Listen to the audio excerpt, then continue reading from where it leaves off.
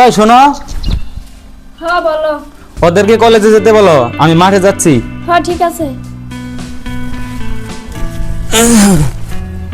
ভাবি, ভাবি, হ্যাঁ ভাইয়া কোথায় গেছে? তোমার ভাইয়া মাঠে গেছে। মাঠে তো গেছে, কলেজে যাবো, কিছু টাকা লাগছিল। তোমার ভাইয়া তো টাকা দিয়ে যায় না, যাও মাঠে যাও। ঠিক আছে, তাহলে মাঠেই যাচ্ছি।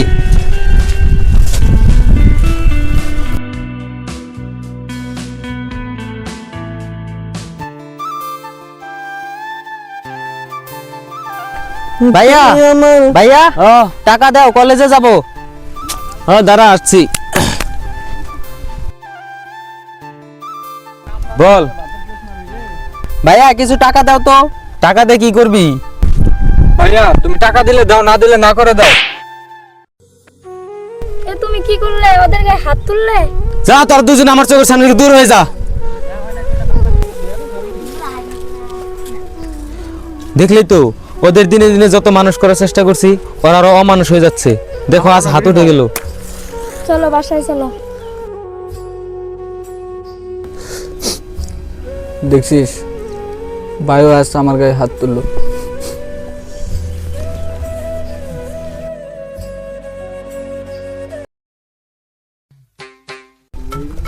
এই তো সুযোগ। এখানে কি করছিস তোরা?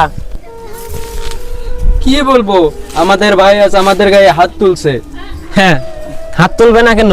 তোরা কি জানিস ওটা তোদের সৎ ভাই, আপন ভাই না? জানি, সৎ ভাই হলেও আমাদের নিজের ভাইয়ের মতোই দেখে। এটাই তো গিট্টু। জানিস তোদেরকে আপন ভাই বলে মানে কেন? কারণ তোর বাপের যত শৈশবৃত্ত আসিল সব ওর হাতানোর চেষ্টা। না, আমি এটা বিশ্বাস করি না। আপনার কথা যদি সত্যি হয়, ভাইয়াকে আমরা ছাড়বো না। আয়, দিছি না গিট্টু বাজিয়া। আর মানিক, তোকে আমি সুখে থাকতে দিব না। ওই শুনো, ওরা কখন গিয়েছে? এখনো তো আসলো না। হ্যাঁ তুমি ঠিকই বলেছো, ওরা মনে হয় আমার উপর অভিমান করেছে। দেখো, আমি আর এই সংসারে জ্বালা বইতে পারতেছি না। আমার বাবার যত সয় সম্পত্তি আছে। হ্যাঁ হ্যাঁ বলো, সম্পত্তির কথা বলো। আমার বাবার যত সয় সম্পত্তি আছে তুমি কি হাতে নিতে চাও? কি তুই এই কথাটা বলতে পারলি? তোদেরকে ছুড়ে ছুড়ে রেখে মা বাবা মারা গেছে।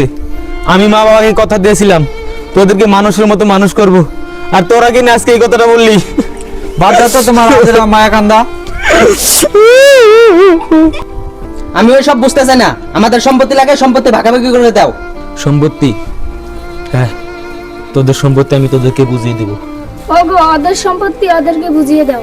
হ্যাঁ হ্যাঁ, আমাদের সম্পত্তি আমাদেরকে বুঝিয়ে দাও। হ্যাঁ, তোদের সম্পত্তি আমি তোদেরকে বুঝিয়ে দিব। আমি আমার বাবার সম্পত্তির থেকে এক কানা করেও নিব না। এই চলো আমরা চলে যাই, ওরাই থাকুক এই সম্পত্তিতে। আরে মানিক, কি হচ্ছে? কাঁদছিস কেন? আরে ভাই, আর বলিস না, আমি বলে আমার ভাইয়ের সম্পত্তি হাতাচ্ছি।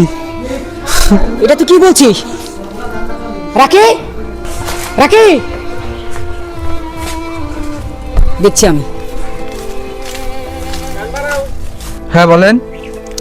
আরে এইসব মানিক কি বলছে? হ্যাঁ, তোদেরকে ছোট ছোট থেকে তোদের বাবা মা মারা গিয়েছিল, তখন থেকে এই মানিক তোদেরকে বড় করেছে। আর কি বলছিস? তোদের বাবার সম্পত্তি মানিক হাবাচ্ছে?